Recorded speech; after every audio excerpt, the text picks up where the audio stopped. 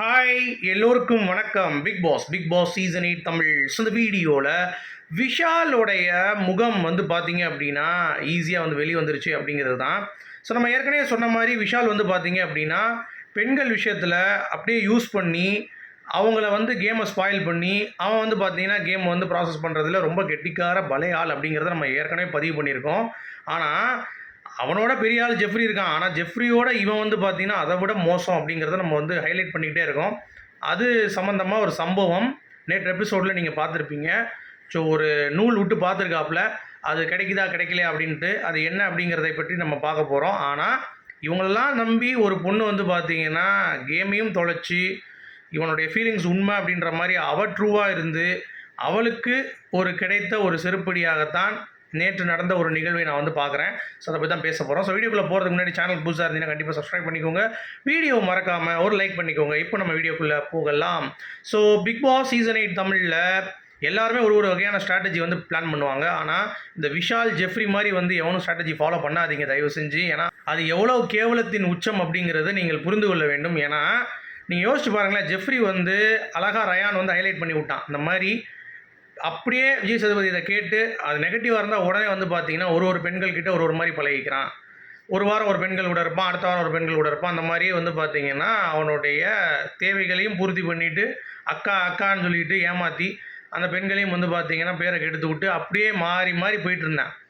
அதே மாதிரி விஷால் வந்து பார்த்தீங்கன்னா நம்ம தர்ஷிகா வந்து ஒரு ஃபீலிங்ஸ் கொடுக்குறாங்க அப்படிங்கிறப்ப அதை நான் வந்து ஹர்ட் பண்ண விரும்பலை அப்படின்ற மாதிரி நீ அவன் ஃபீலிங் கொடுத்துக்கோ அப்படின்ற மாதிரி சும்மா மட்டும் இல்லாமல் அவனே போய் வாண்டடாக ஹக் பண்ணி தர்ஷிகா வந்து பார்த்தீங்கன்னா நான் இருக்கேன் உனக்கு, நான் கண்டிப்பாக பேசுகிறேன், வெளியே வந்து நம்ம பார்க்கலாம், நம்ம வந்து பேசுவோம், இந்த ஃபைனல் வரப்போகுது, இந்த முடிஞ்சிருச்சு அப்படின்ற மாதிரி ஏகப்பட்ட விஷயங்கள் பேசி கடைசி வந்து பார்த்தீங்கன்னா அவங்களையும் அனுப்பிவிட்டான். இப்போ அன்ஷின்னு சொல்லிட்டு நீங்கள் காலைல ப்ரோமோ பார்த்துருப்பீங்க. எல்லா வட்டமும் சரி மாமான்னு அன்ஷிதா கூப்பிட்டா போதும் உடனே வந்து பார்த்தீங்கன்னா வடிவேலு தீட்டி வச்சுருக்க அந்த அருவாள் எடுத்துகிட்டு வர மாதிரி கிளம்பி வந்துடுறான். அவன் வந்தாலும் பரவாயில்ல, அவன் வந்து பார்த்தீங்க அப்படின்னா நேற்று நைட்டு உட்காந்து ஒரு கான்வர்சேஷன் போகுது. அதில் வந்து அவன் கூட காப்பை வந்து போட்டு நான் வந்து ஃப்ரெண்ட்ஷிப் உனக்கு வந்து நான் பில்டப் பண்ணு நினைக்கிறேன், நீ என்ன வெளியே போனால் மறந்துட மாட்டேல்ல, நீ என் ஃப்ரெண்டாக தானே இருப்ப, நான் உன்னை ரொம்ப பிடிக்கும் எனக்கு ஒன்று அப்படின்ற மாதிரி பேசி அதை போட்டு விட்டு பண்ணுறான். இதே அந்த பொண்ணு வந்து பார்த்தீங்கன்னா நிலாவை காட்டி சோறு ஊட்டி விட்டு நான் வந்து உனக்காக இருக்கேன் அப்படின்னுச்சு. டேபிளில் உட்காந்து தர்ஷிகா வந்து பார்த்தீங்கன்னா அவ்வளோ தூரம் வந்து அவனுக்காக வந்து ஃபுல் அண்ட் ஃபுல் அவளுடைய கேம் ஒரு 4 வாரம் கேம் எல்லாத்தையும் மறந்து இவனுக்காக வந்து பார்த்திங்கன்னா கடைசி வரைக்கும் நின்று இவனை பெஸ்ட் பெர்ஃபார்மர் எல்லா இடத்துலையும் என்கரேஜ் வர பண்ணிகிட்டு இருந்துச்சு. சும்மா இல்லை, கேமில் அது அஃபெக்ட் ஆச்சு. இவன் ஒன்றுமே பண்ணாமல் இருந்தாலும் பெஸ்ட் பெர்ஃபார்மரு நல்லா பண்ணுறான் அப்படின்ற மாதிரி என்கரேஜ் பண்ணி ஒரு ஒய்ஃபாக வரக்கூடிய ஒரு மெட்டீரியல் எப்படியெல்லாம் பண்ணுவாங்களோ ஹஸ்பண்டுக்காக அதை வந்து பார்த்தீங்கன்னா ஒரு லவ்வராக இருந்து உள்ளே வந்து பண்ணிகிட்டு இருந்தது.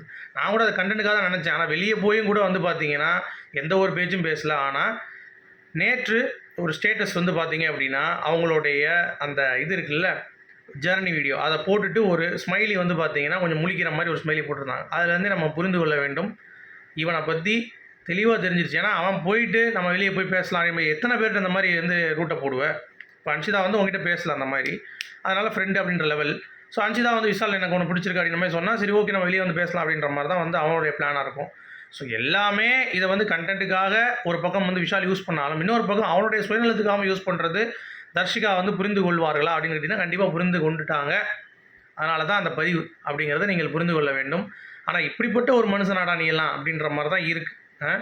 ஒழுங்காக ஒன்றுக்காச்சும் ஆட தெரியாமல் பெண்களை வைத்து ஒரு கேம் ஆடுற ஜெஃப்ரி அண்ட் விஷால்லாம் அடுத்த வாரம் வந்து பார்த்தீங்கன்னா மக்கள் வந்து தூக்கி எறியப்பட வேண்டிய ஒரு நபராக நான் வந்து பார்க்குறேன்.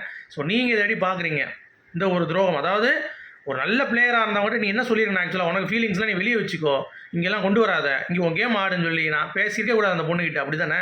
அப்போ நீ அந்த கேமை இப்படியாடே அந்த பொண்ணை வந்து பார்த்தோன்னா கன்வின்ஸ் பண்ணி அப்படியே கொண்டு வந்து அந்த கேமை வந்து அந்த பொண்ணை துரத்தி விட்டுட்டு அவனுக்கு அந்த குற்ற உணர்ச்சி ஒன்று கூட இல்லை பாருங்கள். ஐயோ நல்லா ஆடிட்டு இருந்த பொண்ணை நம்ம துரத்தி விட்டோன்ட்டு. அப்புறம் அன்ஷிதா வந்து பார்த்தீங்கன்னா போய் சொல்கிறேன், அன்ஷிதா பிடிச்சிட்டா பார்த்தியா, இதை போட்டுட்டான் என்னை துரத்தி விட பார்க்குறான் அப்படின்ற மாதிரி அவள் சொன்னால் பார்த்தீங்களா கேமராவில். அதெல்லாம் அன்ஷிதா தெளிவான பொண்ணு தான். பட் இந்த ஆட்டம் பாருங்கள் எவ்வளோ சீப்பாக இருக்குல்ல. உங்களுடைய கருத்துக்கள் போஸ்ட் பண்ணுங்கள். மீண்டும் சந்திப்போம். Good bye.